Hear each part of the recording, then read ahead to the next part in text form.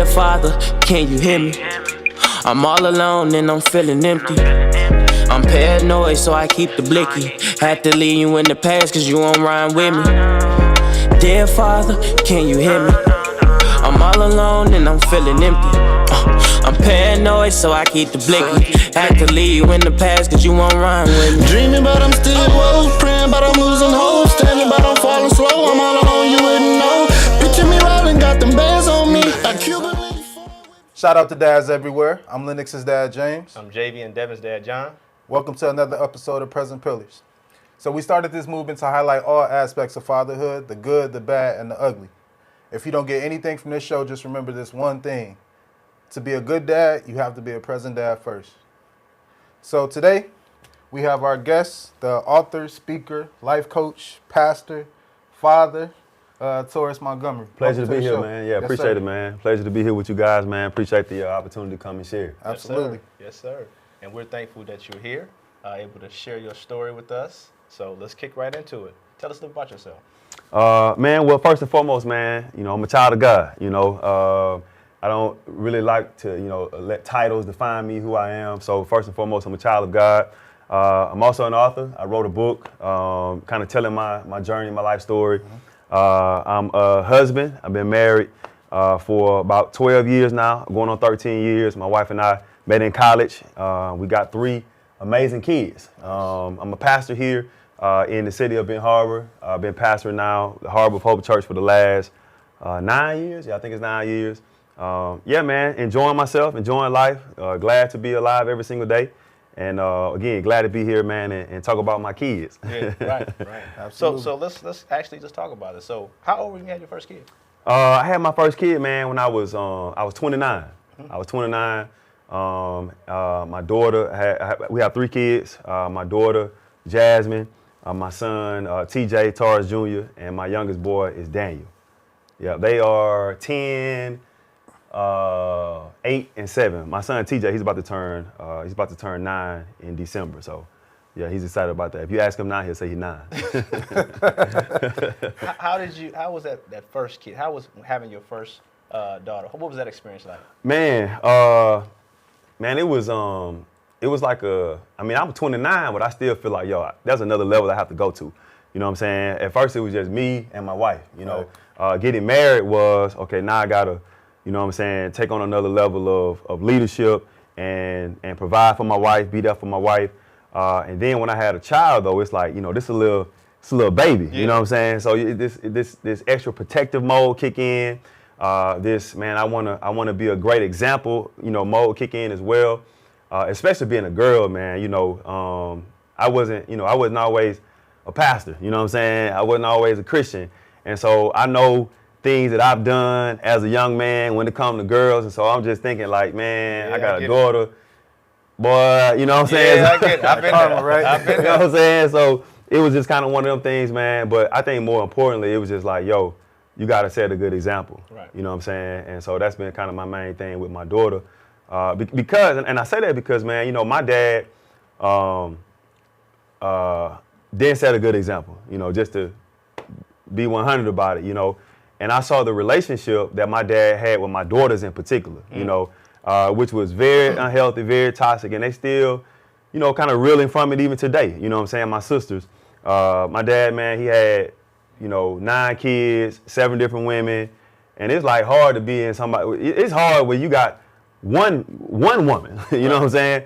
But when you got multiple kids, man, by so many different women, in my dad's case, I mean, there's no way in the world, man, you can really be there like you should be there. At least he wasn't, you know what I'm saying? And so I knew that I didn't want to do the same thing when it came to my daughters, when it came to my daughter rather, and the rest of my kids too. So yeah, man, that's kind of, I was 29 years old and I just had this extra grow up, if you will, of responsibility that I got to do what's right by my daughter. So with your dad being, like you said, a Rolling Stone, essentially, right? Yeah. How did that impact you when it comes to, you said marriage, fatherhood? Man, bro, man, in a major way. And to be honest with you, man, it still impacts me today. My dad was, so the example that I saw was abusive. Like I remember, man, I was about 7, 8 years old. We were riding in the car, and I just remember my dad screaming and yelling at my mom. And then he punched her. Whoa. And then he kept on punching her. And I'm in the backseat, 7, 8, crying, wishing I could do something. And from that moment, man, from that moment until the time I was 27 years old, I had this anger, this hatred. That was just the first time. You know what I'm saying? There were like hundreds of times after that where I saw that, or heard it, or saw the later effects. Mom got a black eye, or we going to stay at grandma's house because, you know what I'm saying, they got into it. And so, man, I just never had this. I never had a positive example of what a great father looks like. And as I got older, I gave my life to God, man, when I was 19 years old. And from that point, I started being around men in the church. I had professors when I went to college who began to demonstrate what it looks like to be a man. Yeah. You know what I'm saying? And to be a father, to be a husband. The first happily married couple I saw when I was like 20 years old. You know what I'm saying? I didn't see people happily married, right? And then, man, I tell you this story, man, and this is how I knew it had an effect on me in a major way. Man, I think I was in Texas somewhere, and man, we was at a gas station, and I saw a young brother. He had to be 22, 23, and he was pushing the stroller with a baby inside the stroller and another one like on his side. Wow. Bro, I started crying. I'm looking at this dude, and I just started crying. I'm trying to figure out, man, why the heck I'm crying? You know what I'm saying? And as I just sat with that in that moment, it's like, man, that's what I wanted. I see this little kid, I was at the gym, I'm probably 30 something now. I was at the gym, and I walk into the gym, and I see a dad there, like working out with his son. You know what I'm saying? I'm like, bro, it hit me. Like, I'm kind of like welling up like, man, yo. And this is all just kind of like residue of, man, I wish my dad was as present in my life as I'm seeing in these different incidents throughout my life. You know what I'm saying? So him being present, he went to prison, or him not being present, rather, him going to prison, or him, even when he's not in prison, he, you know what I'm saying, still just gone. Yeah. I got games, he might show up to a game, but he ain't helping me work out. You know what I'm saying? And I just believe, man, that when you have a dad who's really present in your life, like that's what confidence comes from. You know what I'm saying? That's where this sense of pride, this sense of responsibility come from. When your father is pouring into you, is affirming you, is encouraging you, is giving you some, pats on the back, is checking you. Like, dude, you become unstoppable in your own head. Forget about, the world may see you as trash. You know what I'm saying? Yeah. You might not even be a good hooper or a good whatever, but if your dad believe in you, bro, man, you could take on the world. Unstoppable. You know what I'm saying? Yeah. So, man, that's how my dad has, his bad example, his positive example. I'll say this too, man. He'll probably never watch this. You know what I'm saying? He don't know what YouTube is. You know what I'm saying? But if I was just gonna give him a shout out, man, I remember one time he took us fishing, right? And now the good thing about my dad is that although, he wasn't like present, he did, create moments where all of my brothers, at least the ones who lived in the same state, where we would get together, go fishing or what have you. But I remember one time, man, we went fishing, and we're out there, and we it turned from fishing to us swimming. You know what I'm saying? And the Gulf Coast is not too far from Mobile, Alabama, which is where I grew up at, and so the water is always around. So we go out there, and he's fishing or whatever, and it turned into him throwing us, throwing us into the water, right? Well, when he threw me into the water, my foot hit a rock and cut it. So we got to go to the hospital. So we go to the hospital, and they drop us off at the hospital, and then it's just me and my dad there. So I got to get stitches. I get stitches, and we walked from the hospital back to our house. Now it's probably like a mile walk, right? But my dad carried me on his back. Wow. The whole time. Wow. Dude, I think about that so much, man. Like, man, that's the dude. That's what I wanted. Right. That's what I needed. You know what I'm saying? And so when I saw him doing what he did to my mom, you know, that created this animosity, this anger, this resentment. And look, man, I look into the camera and say this here, man. I don't believe that there's a such thing as a gangster. I don't believe there's a such thing as a thug or the hardest person that you could think of. I don't think that exists. What I think exists is you have a bunch of grown men whose daddy never hugged them, Damage. never kissed them, never encouraged them, never, like, you know what I'm saying, embraced them when they were crying. That's what you have. That's what you have. That's who you have toting guns on the streets. That's who you have doing all these murders. Like, that's what's going on, man. So I love what you guys are doing when you start talking about building up fathers, black fathers in particular. I mean, I don't know if that's what you're going at, but I'm just like, what we're going for. you know what I'm saying? Yeah. I believe, man, that, you know, that's the solution to the issues that we have in a lot of the urban communities that we see this stuff happening in. Yep. You know what I'm saying?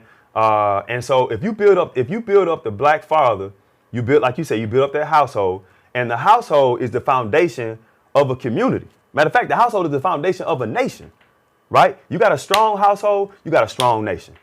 You know what I'm saying? So, man, for me, you know, wanting that from my father and not getting that from my father is really what made it easy for me to, you know, I'm 12 years old, start smoking weed, breaking in houses, getting suspended from school, all this. Man, that came from, bro, you ain't doing what you're supposed to be doing.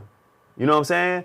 And when I do get in trouble, your automatic is a whooping, like a crazy whooping. Mm-hmm. You know what I'm saying? A beat down. You know what I'm saying? So yeah, man, my father, the lack of relationship is what, I mean, has had an impact on my life for like I said, from the time I was 7 or 8, when I saw him hit my mom the first time, to the time I was 27 years old, and that's when I forgave him. See, and that's crazy you say that, because it's a saying that say hurt people hurt people. That's right. Right? That's right. But it's even admirable that you gave your dad credit for Yeah. that moment, right? Yeah. So what you were looking for, you became. That's right. Right? You became That's this right. fantastic father, and I'm okay with saying that. I Yeah. didn't have you on the show. Yeah. And I think that is what we're looking for to heal the Yeah. black community.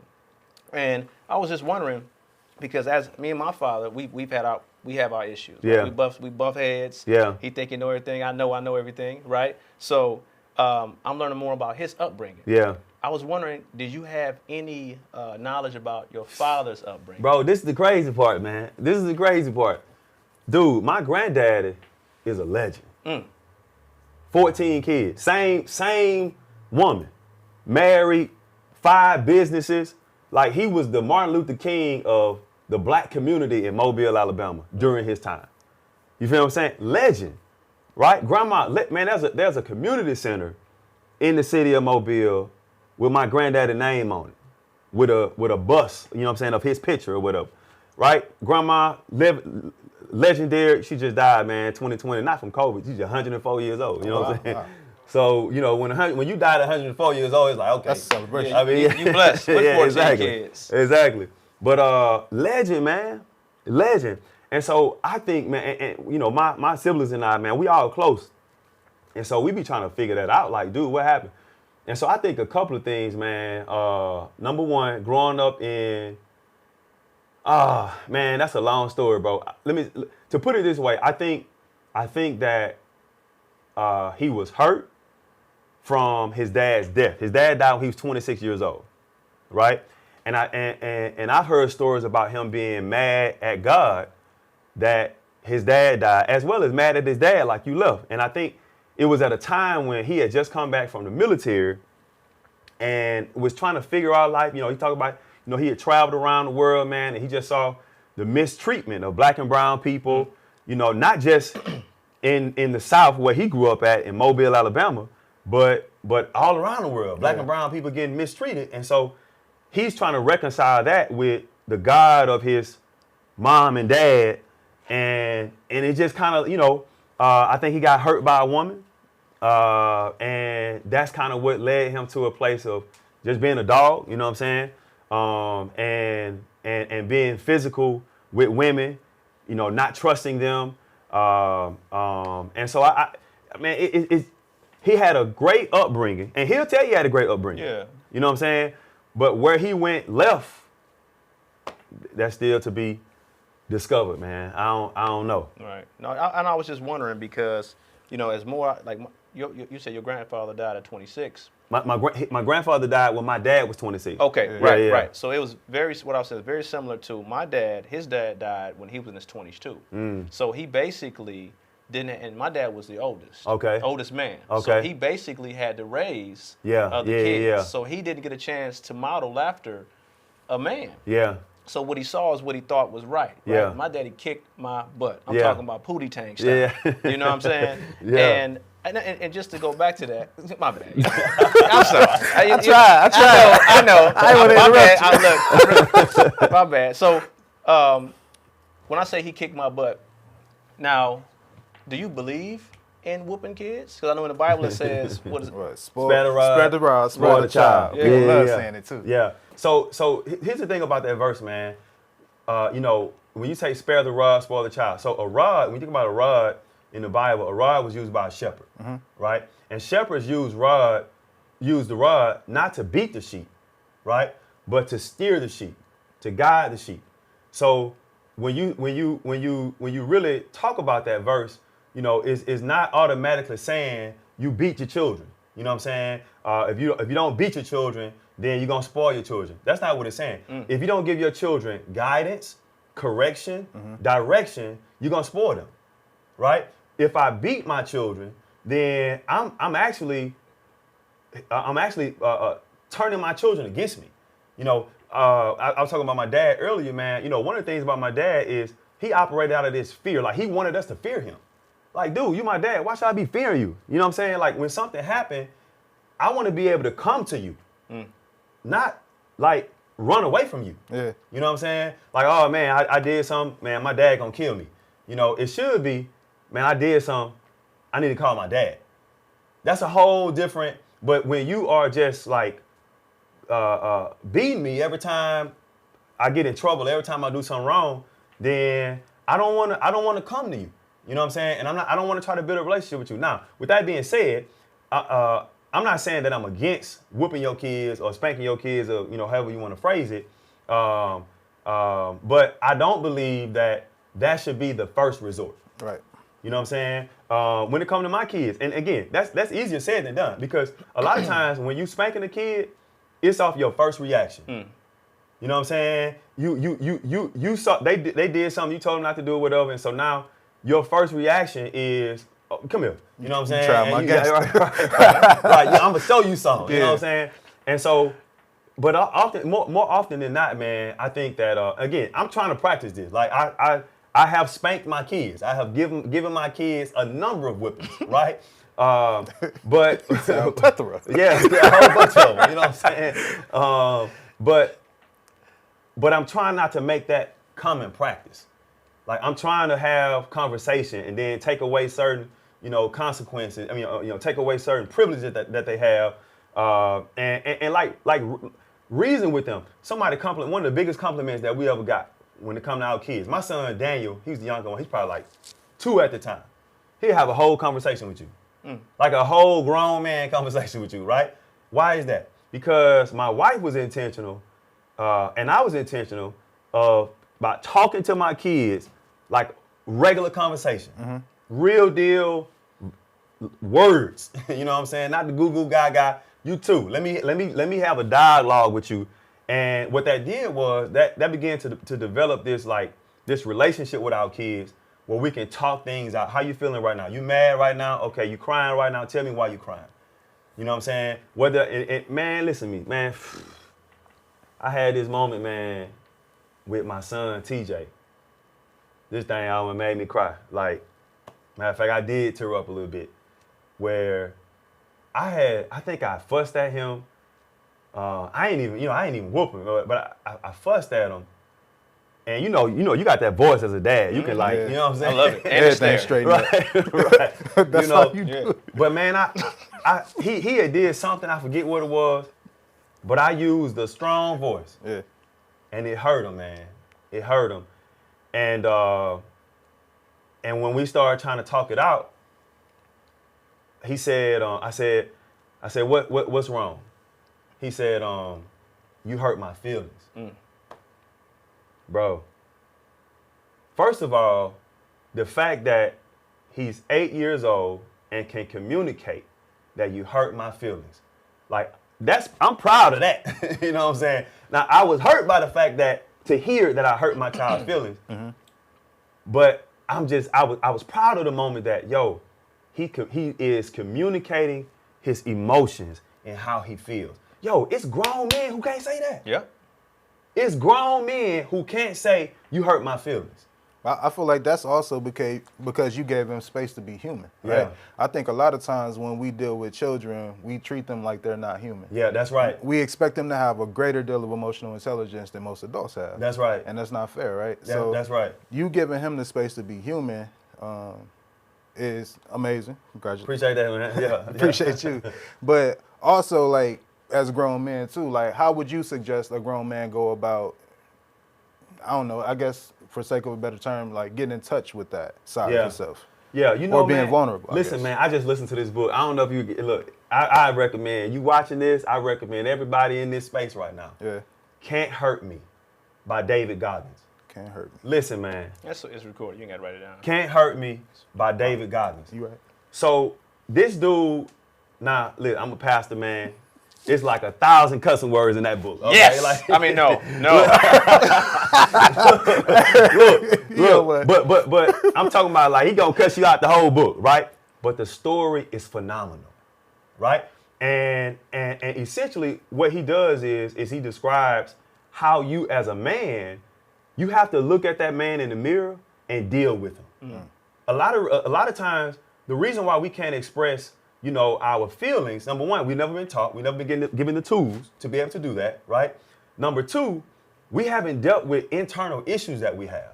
So all of our responses are out of anger, right? Or out of bitterness or hatred. And so it's hard to be kind and loving and compassionate and patient with your children if you haven't experienced that yourself. You know, if you didn't get that from your dad, if you didn't get that from your mom, you know, we was told, man, you better stop crying, boy. Like you know what I'm saying? about. Suck it up, you know, before I give you something to cry about. You know that was my daddy line before he beat the back off me. Don't be no white guy. Are you light skinned? Right. That's why I'm light skinned now. That's what we dark like the rest of my family. You know what I'm saying? Like, don't be no punk. You know what I'm saying? Why you crying? Whatever. So I think, man, that, you know, number one, I think that book is a great resource for a man or a woman, for that matter, to deal with your own demons, to deal with your own issues, your own challenges. And as you process that, you know, I think it'll make you a better father in dealing with your children as well. That's huge. That's huge. That is huge, man. I think, man, I see, like, for instance, in my job, I'm dealing with one guy right now, and he has just this anger issue that I've never seen before. Actually, I have. I'm lying. It's like looking in the mirror. Yeah. Right. So when I was a kid, I had the craziest anger. Yeah. And for me, I felt like I didn't get enough attention. Right. That is. My siblings all went to the same school. Yeah. Well, I got an older sister, and then my other four, they all went to Calvin Britton. Mm-hmm. I went to Creative Arts by myself. So all day long, they get to be with each other. Or at least this is my perception, right? Yeah. They get to be with each other. My mom worked at that school, like. So I come home and it's like they got all these stories, and then I'm off by myself. So when I got to school, most days I'm trying to do something to show my tail, so I make sure, you know, negative or good, right? Right. My favorite, not favorite, my most fond memory of coming home was y'all go upstairs. Yeah. Because I know my teacher called ahead of me, right? And I was a menace. I was a menace at that school, but I was just trying to get attention, right? Yeah. And my aha moment with my anger was, in 6th grade, I threw a chair at my teacher. Some of my friends' favorite story to tell. Right. You know, but I threw a chair at my teacher, and that was like the moment I was like, "Oh, James, you got to get a hold of this. Like, you got to get a hold of this, right?" And if my mom wasn't who she was in the school district, I would have got expelled. Yeah. Right. Yeah. Then what? Yeah. So, I think it's a really powerful thing to just pay attention to a kid and say, what does he really want, instead of responding with frustration. Yeah, for sure. Or just remembering this is a human being. Like, what's wrong with him? Yeah. You know, it's funny What's wrong with that you're using that terminology about the kid being a human being, because it's like in the first, you know, 5-6 months, especially the first month of a child being born, you know, like, at least for me, and this is kind of my mindset. Like, I can't talk to you. You know what I'm saying? I can't. Like, I'm going through that right now. You know what I'm saying? It's like, now with my wife, you know, she like with the child all the time or whatever, and but it was during that time that I had to like embrace. This is a human being. Right. Yeah. You may not be able to have dialogue and discussion and all that kind of stuff right now, but this is still a human being, and you need to be intentional about developing that relationship with this little human being. You know what I'm saying? So I just thought it was funny referring to children as humans, because that's what they are. Yeah. And I think it's also, this is my assumption again, I think a lot of people lack control, or they feel like they need control, right? So when you have a child, that's instant control, yeah. right? Right. So now it's I said, right? Yeah. And Yeah. I just feel like that's the wrong way to lead with it. Like, Yeah. I look at myself with my daughter as more of a coach. Yeah. Right? I'm trying to guide you through life, so when you really get in the game, right? Yeah. I'm with you, man. Look. Like how LeBron say the game slow down for him. Yeah. I want her to look at that when she becomes an adult and Yeah. she's on her own, making her own decisions. I want the game to be slow for her. That's good. That's a good point too. Yeah. So you talked about coaching. Yep. What kind of parenting style, you know, from a pastor, Yeah. motivational Yeah. speaker, Yeah. coach, Yeah. father figure? What's your parenting style for your kids? Man, he just took the words right out of my mouth. You know, this idea of a coach, man. Because number one, you know, great coaches have relationships with their players. Right. You know what I'm saying? And that relationship is what helps build that trust, right? But the players also know that the coach is the authority, right? He calling the play. He calling, at the end of the day, the buck stops with him. You know what I'm saying? But a great coach will also give players leeway based on the relationship, based on the trust. Hey, look, what you think we should do? I remember, I don't know if it was Jim Harbaugh or John, whichever one, the Baltimore Ravens head coach, right? Comeback. That comeback. You heard him shout to Lamar. Do you want to? Do you want to? He's asking the player. The coach is asking the player, what do you want to do? Why? Because there's a trust there, right? There's a relationship there. And Lamar let go for it. Yeah. And they went for it, and they ultimately won the game, right? And so I think that, that's the same approach, man, that I want, that I do with my children, where we build a relationship, we spend time with each other, and I can do a better job at, spending even more time. And there's some things, some goals that I set for myself that I need to, pick up on more. But nevertheless, my goal is to make sure that I'm spending quality time with my children, where they get a chance to ask me any question that they want to ask me. I ask them any question that I want to ask them.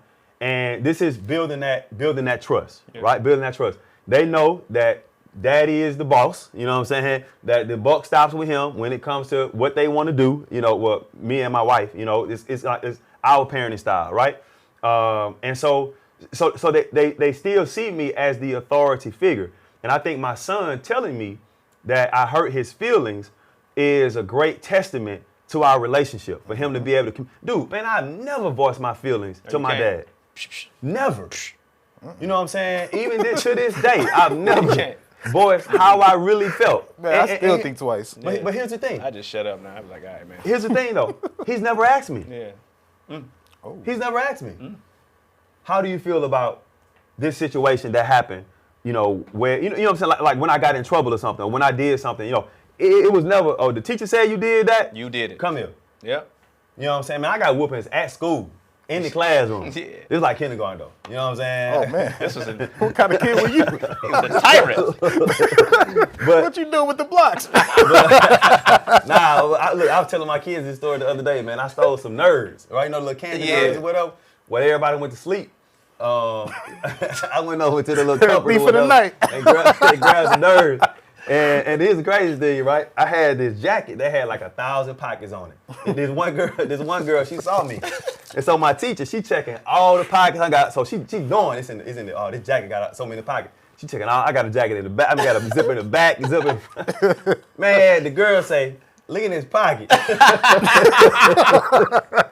Man, my teacher pulled that thing out of my pocket, man. They called my dad. Bro, the next day, my dad came up to the school, a switch about long as this table right here, and whooped me in front of my classmates, man. Leaves all over the place. I had to sweep it up, you know what I'm saying? That's trauma. Man. But yeah, man, so I just said all that to say, man, that, you know, building that relationship with my children as a player, coach, or whatever, and then my kids still understanding that, you know, dad is, you know, mom and dad are the authority figures around here, and the buck stops with them. And so, yeah, man, I see my parenting style as a coaching style. Go ahead. I was gonna. So, do you ever find like childhood traumas creeping back in, kinda? Man, listen, all the time, man. Bro, I live paranoid. I'm paranoid. Like, I struggle with being paranoid, you know, and that has a lot to do with where I grew up at. You know what I'm saying? I grew up in a neighborhood, man, where people broke in our house a lot. You know what I'm saying? I hide stuff in my house to this very day. In my office, like you ain't like when I leave my office, I hide Chocolate candy. Look, I hide stuff, man, and it's just like, you know, I had family members, man, who was strung out on drugs, and so you can go to the mall and buy some, leave the house, the next day it's gone. You know what I'm saying? So that piece right there, you know what I'm saying? Walking down the street, I always thinking somebody gonna jump out and start shooting or whatever. So just kind of like I find myself being paranoid like all the time, you know. I mean, all kind of stuff, man. Just so I do still live with things that happen, you know, in my childhood. I still live with, you know, certain fears. You know, man, this is the other thing that I really hated about my dad growing up. Man, we went 9 months with no lights in the house. 9 months. 9 months. Oh, 9 months. 2 years with no gas. Water was off and on, like all the time. Rats and roaches all over the place. Like that was every day. You know what I'm saying? And so I just looked at it like, dude, take care of your stuff. You know what I'm saying? Like, you got responsibility, man. Why you ain't paying? You know, I'm thinking, I ain't never voiced this as a kid, but I'm thinking, yo, dude, take care of us. Now, I told you my granddad had like 5 businesses or whatever. Well, my daddy took on one of his stores, like it's a convenience store. Matter of fact, this store up here on Broadway in Britain remind me so much. Sam's. Yeah, I don't know the name of it, Yeah. but it remind me so much of my dad's store. You know, we grew up in that store, and but he wasn't. I mean, he'd be giving folks, you know, giving the merchandise or giving the product away. You know what I'm saying? We don't have no lights on, we have no gas on, the water's off. We got to go to grandma's house 30 minutes away to take a shower. I've been to school plenty of days with no shower. You know what I'm saying? I was glad when we started wearing uniform. I could wear the same thing every day, nobody know. You know what I'm saying? Go to school a little bit earlier than everybody else to do a wash up in the bathroom. You know what I'm saying? So just like, dude, you're not being responsible. Like, take care of your family to do what you're supposed to do. So I had a lot of resentment, you know what I'm saying, a lot of anger towards him, you know, with those things as well, which is why I tell people all the time, man, you know, the best thing ever happened in my life was my house burning down. That house that I grew up in, it burned down on fire. That's a whole nother story. But we ended up living with another family, and we was away from my dad in terms of living with him for those like 2 years, stay with him for free, church people, you know what I'm saying? And that's what really turned my life around, you know, kind of getting exposed to that whole different world. Getting exposed to a husband and wife who are having prayer together. You know what I'm saying? So that was the real game changer, you know, in my life, in my journey, in my story. So those are some things that I kind of still live with. You talk about childhood trauma, those kinds of some things that I still think about from time to time, and wanting to make sure that I don't do that, you know, that I don't ever put my kids in that kind of situation. You have so do you think your kids recognize things you've been through? Like things you don't tell them? Like, cause I know for me, a lot of the stuff that's explained to me now, I never knew what my dad went through. Yeah. Right? My dad never met his dad. Yeah. So a lot of the things that he went through, I was like oblivious to. Yeah. So a lot of the things he would do, I'm like, what's wrong with this dude? Yeah. Right. Yeah. So do you think your kids recognize those things in you? Man, I tell them about it. You know what I'm saying? I tell them about the, my daughter, she read my book. But she read it when she first started reading, so she was like 8 or 9 when she first read it. I think if she read it again, like I kind of like don't want her to read it right now. You know what I'm saying? Don't want her to read it again because of, I mean, it's just a lot of stuff in there. You know what I'm saying? But at some point she gonna read it again. But I tell them stories. I tell them stories about not having lights on, not having gas on, not having water. I tell them stories. I don't think they fully get it. You know what I'm saying? I don't think they really, really get it right now. But I think that, and I want to be an open book to them. Right. I want to tell them even more. You know what I'm saying? Because I want them to be aware that, man, first of all, you got it way better than I had. Mm-hmm. You know what I'm saying? And you have, and because of that, you need to make the most of these opportunities that you have. If I was able to get to where I am with what I've been through, then how much more should you be able to, especially when I'm giving you the resources and the push and the motivation to be able to do it. You know what I'm saying? So yeah, man, I'm telling them more about my stories. Whether they fully get it right now, I don't think so. Is your dad a president? Is he alive? Is he in your kids' lives at all? Nah, well, I mean, for one, we live in Michigan. He lives in Alabama. So okay. So it's not a like. In fact, I don't have any family like blood family that's here other than my my church family, and so we cool now. You know what I'm saying? We real cool. We talk about football all the time. You know what I'm saying? He called me the other day when Alabama lost to Texas A&M. You know what I'm saying? We both boo-hooing together. You know what I'm saying? Everything roll tide in Alabama, man. Roll tide. Hey, it was kind of one of the moments, man. But nah, we cool though, man. So when I go home, everybody there, we embracing each other and hanging out and stuff like that. But in terms of, I mean, he's 70. Well, my dad like 72, or about to be 72, or going on 73 or something like that. So, I mean, it's just kind of like, man, so many years have passed by, bygones and bygones. Yeah.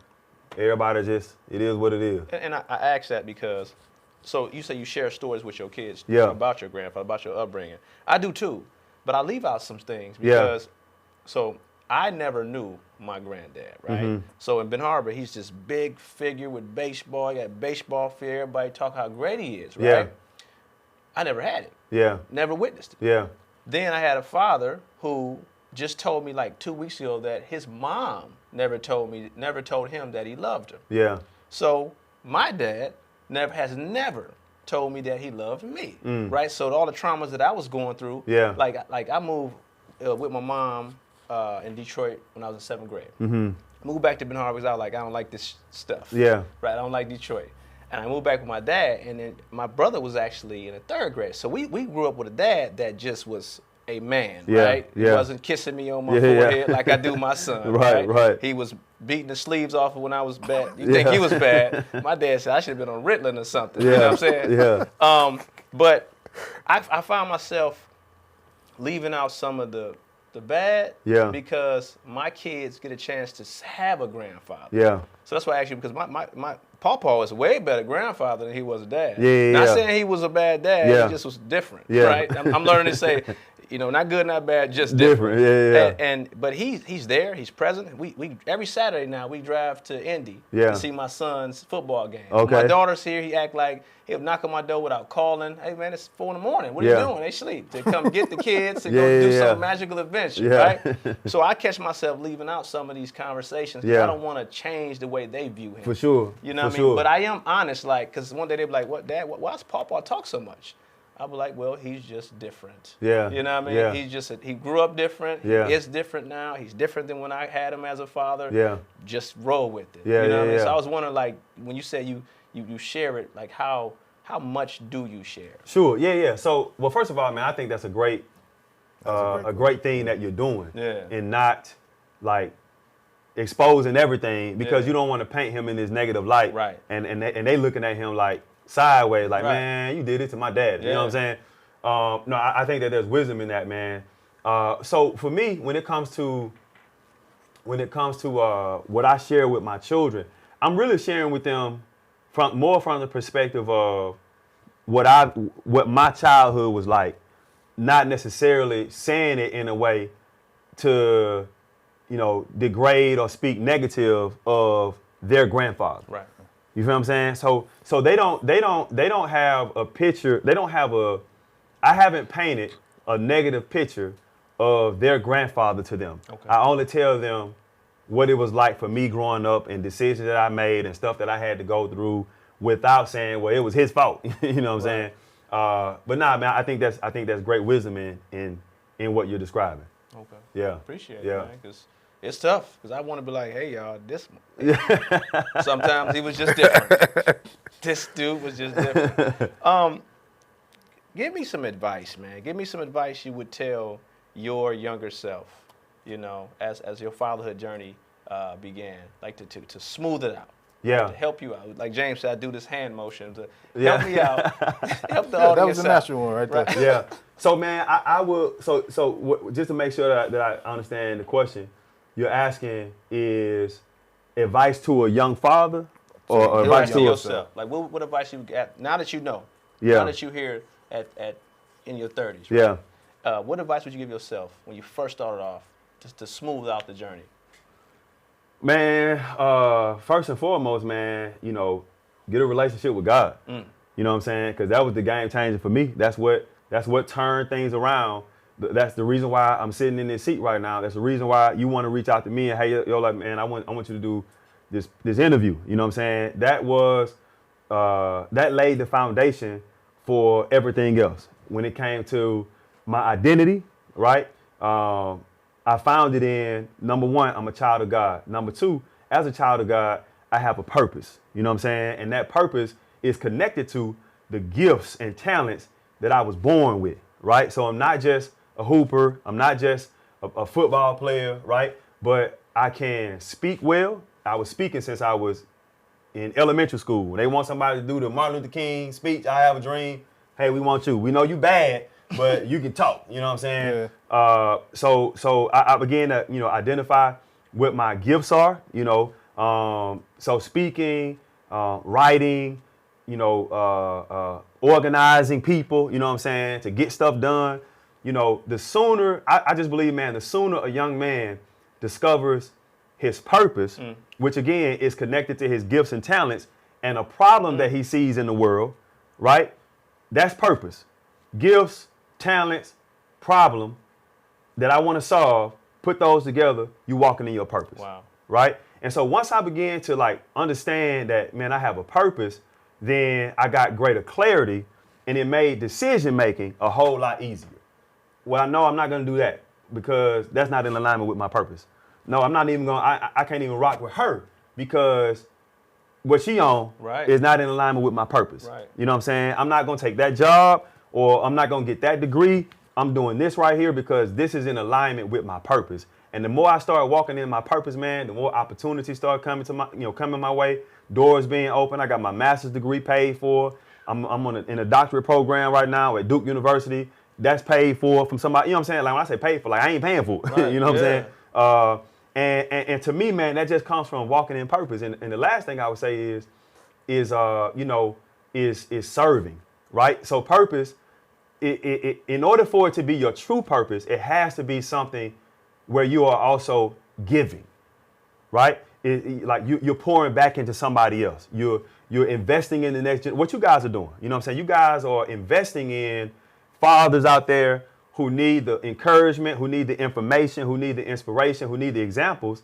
And so as I started doing that, man, like serving, giving back, man, that's when I just feel like, man, I'm walking on like cloud 9 right now. You know what I'm saying? When I am walking in my purpose. And so any young man out there, and the advice to my younger self, put God first, come to know yourself, meaning your skills, your gifts, your talents, your strengths, and your weaknesses.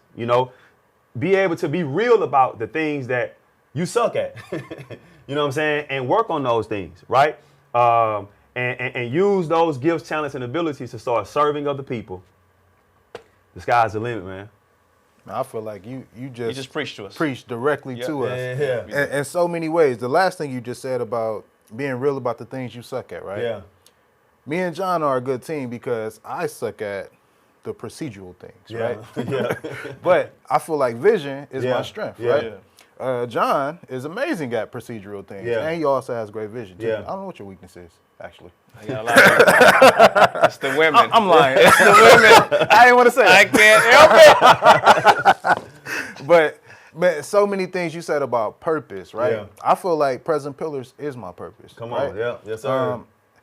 Even me and John's friendship, right? Yeah. It brought us two Present Right. Pillars. Yeah. Absolutely. I moved back to Florida twice, Yeah. and I came back again, two Present Pillars. So I feel like this is this is man, purpose. look, let me just say this, man. You know, you guys got great chemistry, man. You got great chemistry. You know, we laughing, we talking, we serious, you know what I'm saying? Yeah. And so I really believe that, you know, you guys have the ability to really touch a lot of people's lives, you know what I'm saying? To change a lot of people's lives. And so I would just encourage you, man, to keep going. Yeah, keep going. I appreciate that. We will. I promise you. Well, before we close the interview, first off, this interview has been mind-blowing, and I feel like you preached to me directly, right? I'm going to take this to heart because, before I go forward, one of my favorite quotes is the meaning of life is to find your gift, but the purpose of life is giving that gift away. That's right. I love it. So when you said that, I was like, I'm going to church next week. But is there anything that you want to shout out? Your church, social media, your book? This is an opportunity. For sure, man, for sure. Well, my church is Harbor of Hope. Harbor of Hope Church. My website is harborofhopepmc.org. We're located at 769 Pipestone Street for those of you who live in Benton Harbor, Michigan. You can also find us on social media, just Harbor of Hope, SDA Church. My website was where my book is at. You can find that at taurusmontgomery.com. That's Taurus like the car, Taurus, Montgomery like the capital of Alabama, taurusmontgomery.com. Social media, Taurus Motivates on Instagram. And man, you can check the book out. I think that a lot of stuff that I talk about is in the book. You know, even that, how the advice that I would tell to myself is kind of written down in the back of the book. So man, appreciate you guys again for the opportunity to come. Gratitude. And keep going with what you're doing, man. I love it. I appreciate it. Appreciate that. Present Pillars. It's a wrap. Peace. What's up, Pops? What a dope episode today was. Pastor, author, speaker, life coach, and most importantly, dad. Being a busy dad is sometimes stressful, and essentially it takes you away from your why, which is why you're busy in the first place. In Taurus's case, even though he doesn't celebrate holidays, every day is Father's Day. Now, what makes father special is not the ability to make a family, it's the courage to raise one. All love, family. Hey guys, remember to like, subscribe, and ring that bell for notifications on our next episode. I'm all alone and I'm feeling empty. I'm paranoid, so I keep the blicky. Had to leave you in the past cause you won't rhyme with me. Dreaming, but I'm still